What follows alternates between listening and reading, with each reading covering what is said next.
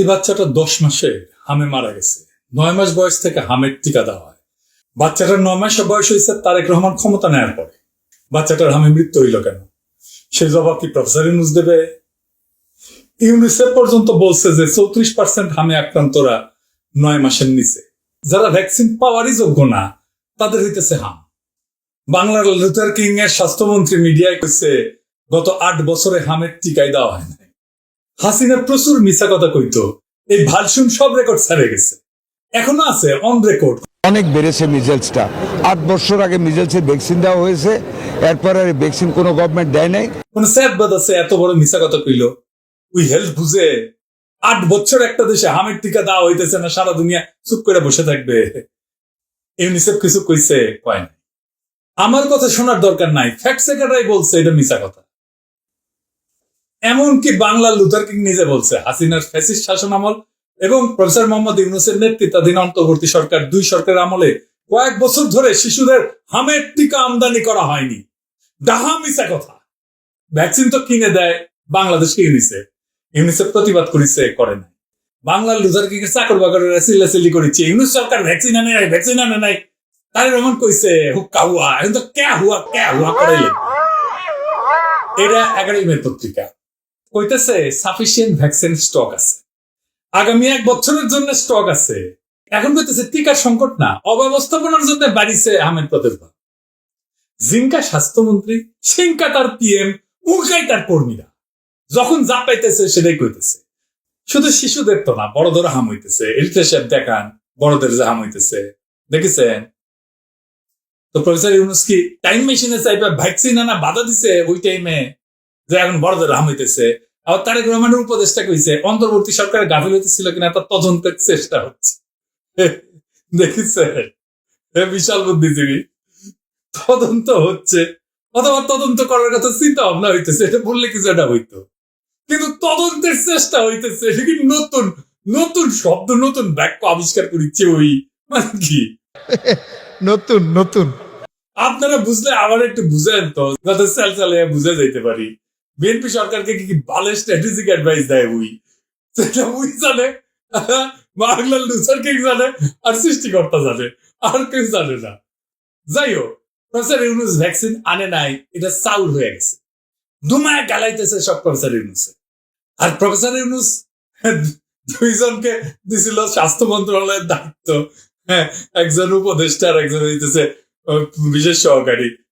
Defend করতে পারতেছে না। পুনরালো দিল্লি স্টার যাবে পড়িছে এই যে পাওয়া গেছে প্রফেসর ইউনূসের সরকারের গাফিলতি।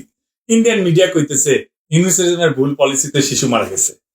অর্গানাইজার বলতেছে, প্রিন্ট বলতেছে, হিন্দুস্তান টাইম বলতেছে, সব মোদি মিডিয়া গদি মিডিয়া সবার একই কথা, আম্বা সবাই বরাবর। সাথে ইউনিসেফ সারিন্দা বাজাইছে। এই দেশে সারিন্দা বাজান, সারিন্দার এটা সুর দেন। এই মৃত্যুগুলোকে ঘিরে শুরু হয়েছে এক বিশ্রী রাজনীতি। যেহেতু এই বিষয়টা টেকনিক্যাল, আর প্রফেসর ইউনূস সরকার যেহেতু পলিটিক্যাল সরকার ছিল না, তার রাজনৈতিক দল নাই, আর 2 ভার্সনরা দিছিল স্বাস্থ্য মন্ত্রণালয়ের দায়িত্ব, তাই আওয়ামী লীগ, বিএনপি, ইন্ডিয়া, পুনরালো, দিল্লি স্টার যে যে বয়ান দিতেছে সে বয়ান পাবলিক খাইতেছে। সত্য মিথ্যা কোনো কিছু বিচার করতেছে না কেউ। কারাই রাজনীতি করতেছে এবং কেন করতেছে, আজকের এপিসোড সেটাই খোলসা করে সবাই দেখায় দিব। আপনারা বিষয়টা নিয়ে একটা পরিষ্কার স্বচ্ছ ধারণা পাইবেন। আমার কথা শোনার দরকার নাই, আমি যে প্রমাণ দেখাবো কাগজে কলমে সেটা দেখবেন, সিদ্ধান্ত আপনি নেবেন। আসেন আল্লাহর নামে শুরু করি। এই যে প্রফেসর ইউনূসের সরকার ভ্যাকসিন আনেনি, এই যে ন্যারেটিভ এর তৈরি হলো কেমনে? 8 দিনে তৈরি হয়েছে, মোট 8 দিন আমি গুনে দেখছি। 11টা পত্রিকা, মূলত 2টা দেশে, বাংলাদেশ আর ইন্ডিয়া, প্রায় হুবহু একই কথা। শুরুটা হইতেছে 30 এপ্রিল 2026। এইটা একটা সায়েন্স বলে একটা পত্রিকা আছে, এখানে লিখছে বাংলাদেশি এক ফটো সাংবাদিক, ওই কিন্তু ফটো সাংবাদিক, ছবি তোলে। হ্যাঁ, তুই তো জার্নালিস্ট না, স্বাস্থ্য নিয়ে লেখার ক্যাপাসিটি নাই, অনেক রহমান না। তো যাই হোক, মূল লাইনটা যেটা সেটা হইতেছে, সে কইতেছে ইংরেজি যেহেতু কইতেছে ঠিক আছে, তাই না? বাংলা কই হইতেছে সেপ্টেম্বর 2025 ইউনূস সরকার ইউনিসেফের মাধ্যমে টিকা কেনা বন্ধ করছে এবং ওপেন টেন্ডার রেখেছে।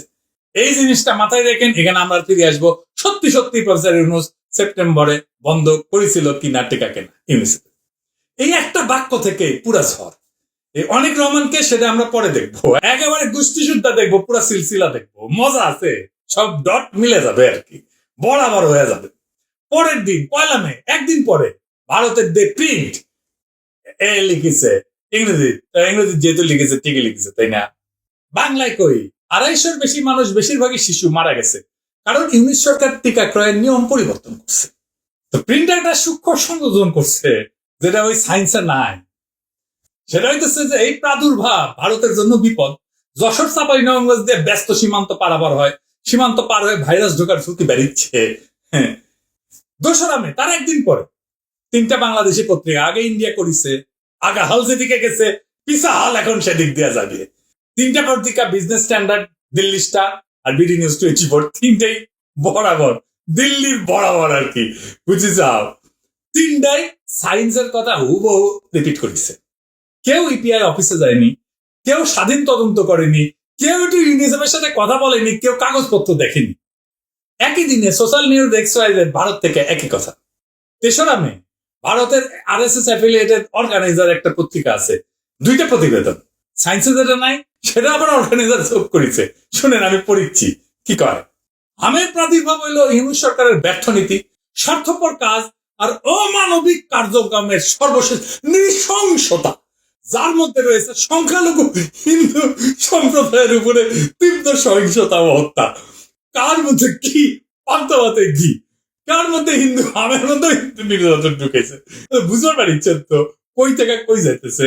জনস্বাস্থ্য সংকটকে জুড়ে দিতেছে হিন্দু সম্প্রদায়ের নির্যাতনের সাথে, শিশু মৃত্যুকে সাম্প্রদায়িক ন্যারেটিভ ঢুকাই দিছে এর মধ্যে, বুঝেছাও মানে কিরকম মাল। এর ইন্ডিয়ান মিডিয়ার কৌশল স্ট্রাকচার। বাংলাদেশের যে কোনো সংকট, বন্যা হোক, ডেঙ্গু হোক, হাম হোক, সবকিছুতে হিন্দু নেপথ্য ঢুকে দিবি আর কি, বুঝেছাও। আবার 7 মে, ইন্ডিয়ান আওয়াজ ওই লিখিছে উন্নয়ন সহযোগীদের সতর্কবার্তা সত্য, মানে ইউনিসেফের কথা কইছে, বাংলাদেশ 2025-এ ইউনিসেফ সমর্থিত টিকা ক্রয় থেকে ওপেন টেন্ডার পদ্ধতিতে চলে গেছে আর কিন্তু বলতেছে, এটা খেয়াল রাখেন, আমরা পরে দেখবো আসলে চলে গেছে কিনা। 8 দিন 11টা জায়গা থেকে একটাই উৎস, এই সায়েন্স ম্যাগাজিন, বাকি সব কপি।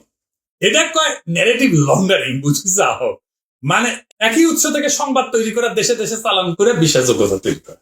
আপনি ফেসবুকে দেখেন এতগুলো পত্রিকা একই কথা বলতেছে, মনে হয় নিশ্চয়ই সত্যি, সবগুলো একই উৎস থেকে। কোনটা? Science, science. বলো দেখি সায়েন্স কি? What is science?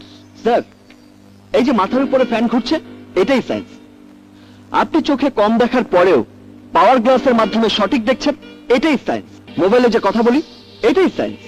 এই সায়েন্স নিয়ে বাংলাদেশের পোস্টার বয় তাসনিম করে লিখলো সলিড রিপোর্টিং এন্ড কেমনি ইউনিট সরকার রক্ষা পাই দেখবো, ইউনিসকে কয় স্পিন মাস্টার। এটা আবার প্রচারের সাক্ষাৎকার দেয়। যাই হোক, ওটা সলিড রিপোর্টিং কেমন সেটা আমরা পরে দেখবনি। এই সায়েন্সের সলিড রিপোর্টিং এর পোস্টমর্টমের আগে আমাদের কিছু জিনিস বুঝে নেওয়া দরকার। আপনাদের এই জটিল বিষয়টা বুঝতে এটা সুবিধা হবে। আলাপটা জটিল না, কিন্তু এই জিনিসটা বোঝার জন্য এই আগের জিনিসগুলো বুঝে নেওয়া দরকার, কারণ টেকনিক্যাল জিনিস, তাই তো। আসেন সেটা একটু বুঝে দেখি। ইপিআই কি কি টিকা দেয়, কত খরচ? বাংলাদেশ বাচ্চাদের টিকার এই যে পুরো সিস্টেমটা, এটাকে বলে EPI expanded programme of immunisation, বাংলায় সম্প্রসারিত টিকাদান কর্মসূচি। এই ইপিআই কি করে? 9টা টিকা দেয়, 12টা রোগ থেকে বাচ্চাদের বাঁচায়। কি কি? যক্ষা, পোলিও, ডিপথেরিয়া, ধনুষ্টঙ্কার, টিটেনাস, হুপিং কাশি, হেপাটাইটিস বি, নিউমোনিয়া, মেনিনজাইটিস, হাম, রুবেলা, টাইফয়েডটা শেষে যোগ করছে, যোগ করছে কিন্তু টাইফয়েডের টিকা। এটা আবার কেউ করবে না যে নতুন একটা টিকা যোগ করেছে। এই ইপিআই টিকার ফলে প্রত্যেক বছর 94,000 শিশুর জীবন বাঁচে। কত টাকা লাগে এই টাকাটা কিনতে? এই সরকার 25-26 অর্থ বছরে ইপিআই এর জন্য 842 কোটি টাকা বরাদ্দ করেছে সরকারি বাজেট থেকে, মানে প্রায় 1000 কোটি টাকা প্রফেসর ইউনূস নিজে বরাদ্দ দিচ্ছে। এডিবি থেকে আরো 609 কোটি টাকা ঋণ, মোট 1450 কোটি টাকা। তার মানে 1450 কোটি টাকা হইতেছে সরকার নিজে দেয়, লোন করে দেয়, আর বাকি 773 কোটি টাকা গাভি দেয়, ওটা আমরা পরে দেখবো। সব মিলে প্রায় 22 থেকে 2300 কোটি টাকা লাগে এক বছরে। এই সংখ্যাটা মাথায় রেখেন, পরে দরকার পড়বে। টাকা কে দেয় জানলেন? এবার দেখি টিকাটা আনে কে। 3টা পক্ষ এই ভ্যাকসিন কেনার টাকা দেওয়ার সাথে যুক্ত। একটা হচ্ছে গাভি, পুরা নাম global alliance for vaccine and immunization. ধনী দেশের সরকার, Bill Melinda Gates Foundation, World Bank, এরা মিলে এই গাভীদের টাকা দেয়। এই টাকার উদ্দেশ্য হচ্ছে গরিব দেশের বাচ্চাদের যেন সস্তায় টিকা দেওয়া যায়। বাংলাদেশকে গাভী সাহায্য দিতেছে 2001 সাল থেকে 25 বছর ধরে, সব মিলায় কমপক্ষে 15,000 কোটি টাকার মতো দিচ্ছে এই পর্যন্ত। গাভী যা দেয় তা দিয়ে আমাদের ভ্যাকসিনের পুরো চাহিদা মেটানো যায় না, 1/3 হয়, 1/3। তাই বাংলাদেশ সরকারকে টাকা দিতে হয়, লোন করতে হয়। গত বছর এডিবি থেকে লোন নিছে, এটা আমি বলছি। তো তাহলে গাভী দেয় মোটামুটি 1/3, আর 2/3 বাংলাদেশ সরকার নিজে দেয় অথবা লোন করে দেয়। এরপরে কে? ইউনিসেফ। এটাই সবচেয়ে ইন্টারেস্টিং, কারণ এই ইউনিসেফের বড়াতেই বলা হইতেছে সব কথা। ইউনিসেফ হইতেছে ভ্যাকসিনের কন্ট্রাক্টর। কন্ট্রাক্টর মনে করেন না যে ইউএন অর্গানাইজেশন ওটা বাপরে একেবারে পুরোহিত, তা না। ইউনিসেফ বাংলাদেশ সরকারকে টিকা কিনে দেয়, মানে বাংলাদেশ সরকার ভ্যাকসিনের বরাদ্দ দেয় ওর হাতে, ওই টাকা দিয়া ওই টিকা কিনে দেয়, সেখান থেকে সে কমিশন নেয়। জি ভাই, কমিশন 4% কমিশন নেয়। তাহলে 2200 থেকে 2300 কোটি টাকার কমিশন কত হয়? 4%। এটা বলে গাভী টাকাটা সরকারকে দেয় না, সরাসরি ইউনিসেফকে দেয়। গাভীর সাহায্যের কন্ডিশনই থাকে ইউনিসেফকে কেনাকাটার দায়িত্ব দিতে হবে। এই যে ইপিআই এর টিকা, এর পুরাটাই কিনে দেয় ইউনিসেফ। যা কিছু কেনে সব কেনে, পুরাটাই কেনে, বাদ দেয় না কোনো কিছু। তার মানে 12টা রোগ প্রতিরোধে যতগুলো টিকা দরকার সবগুলো ইউনিসেফ কিনে দেয়। বাংলাদেশ সরকার তো কিছু টাকা নিজে দেয়, এটা জানি।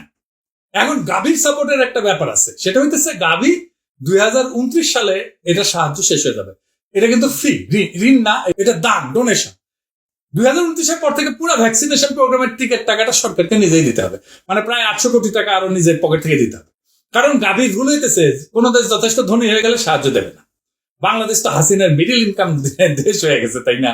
গাভী বলতেছে নিজের বাচ্চার টিকার টাকা নিজেরাই দেন, আপনারা তো বড় লোক। হ্যাঁ, শোধন কত দিক থেকে আসে দেখেন।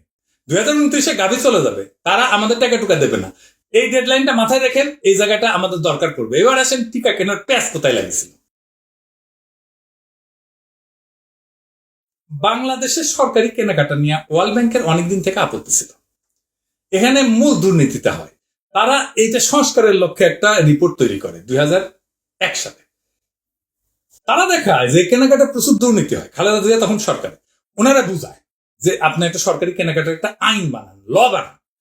উনি এটা রাজি হন এবং উনি একটা আইন তৈরি করেন, পাবলিক প্রকিউরমেন্ট অ্যাক্ট 2006। সেই থেকে বাংলাদেশ সরকার যে কোনো জিনিস কিনতে গেলে, যে কোনো, সেটা টিকা হোক, পাথর হোক, কম্পিউটার হোক, টেবিল হোক, চেয়ার হোক, বালিশ হোক, হোয়াট এভার, যেটাই হোক, আইনে লেখা আছে কিভাবে কিনতে হবে, সরকারি ক্রয় আইন। এই আইনের 2টা পদ্ধতি আছে। এটা বুঝলে টিকার সমস্যাটা বুঝবেন। আসেন সেটা কি দেখি। প্রথমে হচ্ছে ওপেন টেন্ডারিং মেথড, খোলা দরপত্র। সরকার বিজ্ঞাপন দিবে, আমার 10 লাখ ডোজ হামের টিকা লাগবে, পত্রিকায় দিবে, ওয়েবসাইটে দিবে, যে কোম্পানি দিতে পারে, দেশি বিদেশি সবাই বিড করবে, টেন্ডার সাবমিট করবে। সবচেয়ে কম দাম যে দিবে তাকে দাও। এটা সুবিধা তো অনেক আছে, যেমন ট্রান্সপারেন্সি আছে, কম্পিটিশন হয়, দুর্নীতি কম হয়, দেশি কোম্পানিগুলো বড় হওয়ার সুযোগ পায়, এখানে দলিল দস্তাবেজ থাকে, অ্যাকাউন্টেবিলিটি থাকে। আর এটা হইতেছে ডাইরেক্ট প্রকিউরমেন্ট মেথড, ডিপিএম, সরাসরি ক্রয় পদ্ধতি। সরকার সরাসরি কোনো একজনের কাছ থেকে কিনে নেবে, কোনো বিজ্ঞাপন না, কোনো কম্পিটিশন না। কিন্তু আইনের শর্ত আছে। ডিপিএম শুধুমাত্র আর্জেন্ট পাবলিক ইন্টারেস্ট, এটা মাথায় রাখেন, আর্জেন্ট পাবলিক ইন্টারেস্ট, জরুরি জনস্বার্থেই শুধুমাত্র কেনা যাবে। অথবা একটাই সোর্স আছে, আর কেউ বানায় না, একটা মাত্র সোর্স, দুনিয়া আর কেউ বানায় না। এটা যদি হয়, তার মানে একটাই সোর্স অথবা ইমার্জেন্সি। এটা তো ট্রান্সপারেন্সি নাই, কম্পিটিশন নাই, দাম বেশি হইতে পারে, দুর্নীতির সুযোগ আছে। সবচেয়ে গুরুতর, আপনি একই কাজ করতেছেন বছরের পর বছর, নিয়ম মেনে, একই সময়, কিন্তু প্রত্যেক বছর বলতেছেন এটা ইমার্জেন্সি জিনিস। তাই করা যায়? আপনি প্রত্যেকদিন সকালবেলা নাস্তা করেন একই সময়, এটার ইমার্জেন্সি বলবেন নাকি নিয়মিত অভ্যাস বলবেন? বাংলাদেশ ইউনিসেফের কাছ থেকে টিকা কিনতেছে প্রত্যেক বছর এই আর্জেন্ট পাবলিক ইন্টারেস্ট বললা, এই প্রভিশন লেখা, প্রত্যেক বছর ইমার্জেন্সি ডিক্লেয়ার কইরা। 52 বছরের দেশ হয়ে গেছে, 47 বছর পুরানো একটা টিকা কর্মসূচি। এই পাবলিক প্রকিউরমেন্ট অ্যাক্ট হওয়ার পরে 20 বছর পার হয়ে গেছে। প্রত্যেক বছর জানা যায় কত শিশু জন্ম নেবে, কত টিকা দরকার, আর সরকার বলতেছে এটা ইমার্জেন্সি। ইমার্জেন্সি প্রভিশনে চলবে। এটা যদি ইমার্জেন্সি হয় তাহলে নর্মাল কোনটা? নর্মাল বলে কিছু আছে? তো গাভী তো চলে যাইতেছে। তখন তো বাংলাদেশকে নিজেকে পুরো টাকাটা দিতে হবে, আমাদের নিজস্ব ট্রান্সপারেন্ট প্রকিউরমেন্ট সিস্টেম দরকার। তাহলে কখন আমরা এইটা শুরু করব? রিফর্ম কখন শুরু করব? গাভী চলে যাওয়ার পরে নাকি আগেই করব? এখন দেখি ইউনিট সরকার কি বলবো। 2025 সেপ্টেম্বরে ইউনিট সরকার সিদ্ধান্ত নিল অর্ধেক যাবে ওপেন টেন্ডারে, পুরোটা না, অর্ধেক। মানে আমাদের টাকারও পুরাটা না, আমাদের টাকার কিছু অংশ, গাভীর পুরাটা, এবং আমাদের টাকার কিছু অংশ ইউনিসেফকে দিয়ে কেনানো হবে, কিছু অংশ ওপেন টেন্ডারে হবে, কিছু অংশ আমি ইউনিসেফকে দিব, মানে 50-50 করবো। পাইলট ইন্দোনেশিয়া পুরাটাই নিজেরা কেনে, ইন্ডিয়া পুরাটাই নিজেরা কেনে, চায়না নিজেরা কেনে। আমাদের দেশীয় কোম্পানির টিকা বানায়, আমাদের দেশের টাকা দেশেই থাকতো যদি বাংলাদেশ লোকালি কিনতো, অথবা গ্লোবালি কম্পিটিটিভ একটা পারচেজ হইতো, কম্পিটিশন করে আমাদের পারচেজ ক্যাপাসিটি বাড়তো। আমাদের এত ডোজের এত টাকার ভ্যাকসিন আমরা কিনবো, আমাদের দেখতে হবে না আমরা কিভাবে কিনবো। হুট করে একদিন কেনা শুরু করে দেবো, তা তো হয় না। আমাদের কেনার সক্ষমতা বাড়তো, আস্তে আস্তে আমরা পুরোটাই কেনা শুরু করতাম। এইখানে কন্ট্রাক্টর ইউনিসেফ দেখলো মামুক কেস তো খারাপ, আমার হাত থেকে তো চলে যেতেছে কন্ট্রাক্টরই, আর এইটার 4% কমিশন, আপনি 2200-2300 কোটি টাকার হিসাব করেন তো 4% কত হয়? হ্যাঁ, দেখছেন কত হয়? হ্যাঁ, আর ইউনিট সরকার তাহলে এই সিদ্ধান্ত নিয়ে কি খারাপ করেছিল? এবার আসেন আসল কথায়, ইউনিট সরকার কি আসলেই ভ্যাকসিন কেনা বন্ধ করেছিল? তো সায়েন্স ম্যাগাজিন তো কইছে সেপ্টেম্বর 2025 ইউনিট সরকার ইউনিসেফের মাধ্যমে টিকা কেনা বন্ধ করছে এবং ওপেন টেন্ডারে গেছে, তাই না? হ্যাঁ, এই একটা বাক্য থেকে তো পুরো ঝড় শুরু হয়েছে। আমি আপনারে কয়টা ডকুমেন্ট দেখাইতেছি, সরকারি ডকুমেন্ট, ইউনিসেফের ডকুমেন্ট এবং গাভীর ডকুমেন্ট। এই কাগজগুলো কি বলে আসেন দেখি। প্রথম ডকুমেন্ট, গাভীর ডকুমেন্ট, এইটা হচ্ছে মিজেলস রুবেলা ডিসিশন লেটার, মানে হামের টিকার ডিসিশন লেটার, ইউনিট সরকারের আমলে। এখানে গাভী কি লিখেছে আসেন পড়ে দেখি। গাভী নিজে বলতেছে আমি 18.5 মিলিয়নের হামের ভ্যাকসিন অ্যাপ্রুভ করলাম, ইউনিসেফের মাধ্যমে কিনতে হবে, গাভী নিজস্ব কাগজে বলতেছে। এরপরে ইউনিসেফের অফিসিয়াল লেটারটা দেখান, তারিখ 24 সেপ্টেম্বর 2025, যে সেপ্টেম্বরে নাকি বন্ধ করে দিচ্ছে ভ্যাকসিন কেনা। কাকে পাঠানো এটা? Arefina Mahmud, director planning and research, DG health, Mohakhali, Dhaka. কে পাঠাইছে? ইউনিসেফ বাংলাদেশের chief of health officer in charge. বিষয় কি? Confirmation of vaccine shipment under pre financing and request for transfer of funds, মানে বলতেছে যে কনফার্ম করতেছি আপনার ভ্যাকসিন শিপমেন্ট হয়ে গেছে, চলে গেছে, আপনি এখন টাকাটা দেন আমারে। হ্যাঁ, টাকা পয়সা যাইতেছে। বাংলায় বললে হয় প্রি ফিন্যান্সিং এর অধীনে টিকার চালান নিশ্চিতকরণ এবং অর্থ স্থানান্তরের অনুরোধ। এখানে কি বলতেছে আমি বাংলায় কই, সব চালান বাংলাদেশে সম্পন্ন হয়েছে, তারপরে এটা টেবিল আছে কোন কোন কোন কোন টিকা। হ্যাঁ, টেবিলটা দেখান এডিটর সাহেব। আমি অন্যগুলো বাদ দিলাম, শুধু লাস্টের লাইন MR5 যেটা হামের টিকা, এটা চালান আসছে 11 সেপ্টেম্বর 2025 21,50,000 ডোজ। বুঝেছেন?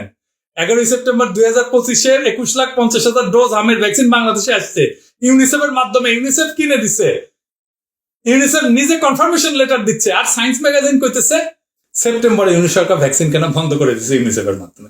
জাউরামের একটা সীমা থাকবে তো, মানে জাউরারও তো সীমা থাকে। সেপ্টেম্বর মাসে 11 তারিখে ইউনিসেফ নিজে 21 লাখ ডোজ ডেলিভারি করতেছে, ইউনিসেফের নিজের চিফ অফ হেলথ বলতেছে, সে সই করতেছে, তারিখ হইতেছে 24 সেপ্টেম্বর। পুরা তো মিথ্যা ন্যারেটিভ। এটি দেখেন ইউনিসেফ যে কমিশন নেয় এটাও লেখা আছে, এটা সব দেখান 4% কমিশন নেয়। এইবার আসেন এই যে সায়েন্সে যে লিখেছে অনেক রহমানি কে? সে দিল্লি স্টারের মাল, দিল্লি স্টার তারে নিয়ে স্টোরি করে। উনি লিখেছে a son of a freedom fighter and broadcast journalist of Bangladesh Betar during 1971। আরো বলা হয়েছে বাবার যুদ্ধ এবং রাজনীতির গল্প শুনে অনেকের আগ্রহ তৈরি হয়। ব্যান্ড পার্টি বাজা এডিটর সাহেব খাপে কাপ মমতাজের বাপ, সেটা পুরস্কার পাচ্ছে 2014 সালে বিএনপির অগ্নি সন্ত্রাসের উপরে ফটো তোলার জন্য লেখে। এডিটর সাহেব ওর ওয়েবসাইট থেকে দেখান, দেখেছেন দেখেছেন বিএনপি এটা তৈরি করিচ্ছে, বিএনপি ঘিরা বানাচ্ছে, কি মজার মজা। টাইম ম্যাগাজিনে জুলাই বিপ্লব নিয়ে তার একটা ছবি ছাপা হয়েছে, দেখেন অনেক ছবি ছাপা হয়েছে বিভিন্ন পত্রিকায়, ছাত্ররা পুলিশ পিটাইতেছে, বুঝেছেন? এটা রামগরুরের ছানা, যত ছবি পাঠাইছে সব দেখলে জুলাই যোদ্ধাদের ভিলেন মনে হবে, বুঝেছেন তো? এটা আওয়ামী ইন্ডিয়ান ন্যারেটিভ, সেটা তারেক রহমান আর বিএনপি পিক করেছে, কারণ এটাও বন্দোবস্ত, ইউনিট সরকারের জুলাই যোদ্ধাদের এভাবে আক্রমণ করা হবে। আর প্রফেসর ইউনূস যাদের স্বাস্থ্য মন্ত্রণালয়ের দায়িত্ব দিছে তারা ডিফেন্ড করতে পারতেছে না, তাদেরকে পারে নাই। পুরো ডিফেন্ডেবল একটা ইস্যুতে ধুমায় গালি খাইলো ইউনূস সরকার নিজে। প্রফেসর ইউনূস আসলে বেশি গেছে। ইউনূস সরকারের সাথে আমার কোনো প্রেম নাই, তবে আমি কম সমালোচনা করিনি ইউনূস সরকারকে, কিন্তু যখন ইন্ডিয়ান ন্যারেটিভ বাংলাদেশে ফেরি করতে আসবে তখন এইভাবে বাম্বু দেওয়া হবে ধরিয়া ধরিয়া সব কয়টারে, কোনো মাপ নাই। কারণ হাদির সেই কথা আমিও বুকে ধারণ করি, জান দেবো তবু জুলাই দেবো না। ইনকিলাব জিন্দাবাদ। আর এই জুলাইয়ের বাপের একার জন্য আমরা বলেছি জান দিব জুলাই দিব না।